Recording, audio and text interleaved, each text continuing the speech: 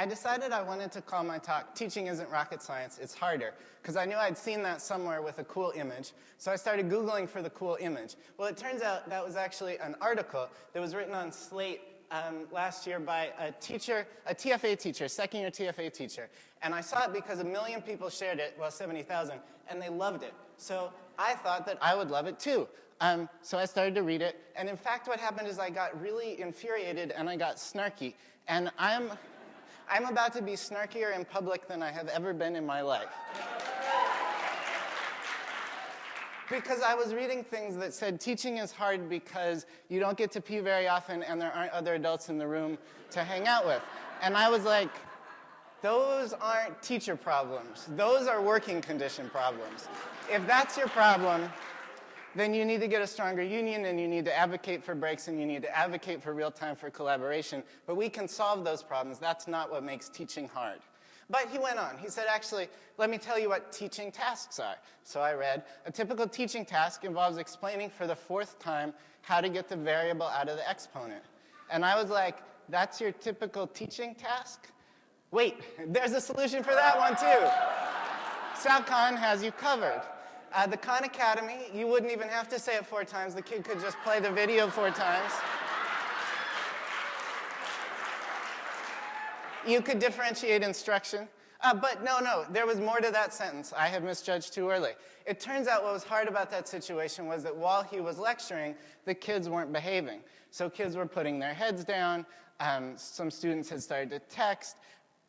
Turns out teaching wasn't hard. Classroom management was hard. Okay, here's the thing.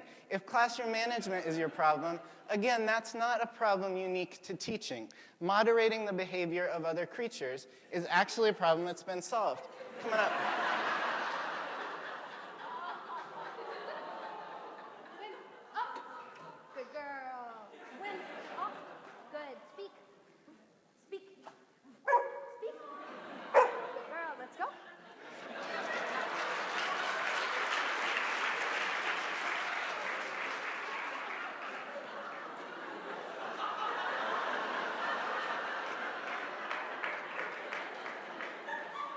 Okay, so the article kept going and I kept reading.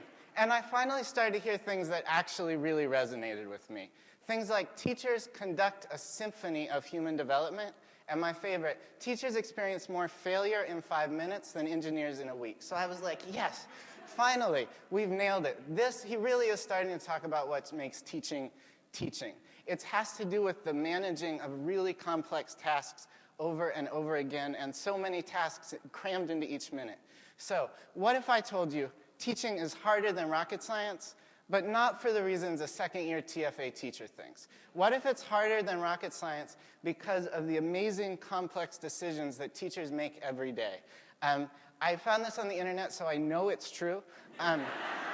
Teachers make 1,500 educational decisions every single school day, which comes out, they did the division, to 4 decisions a minute, and then I did the division. That's 1 decision every 15 seconds. What is an educational decision?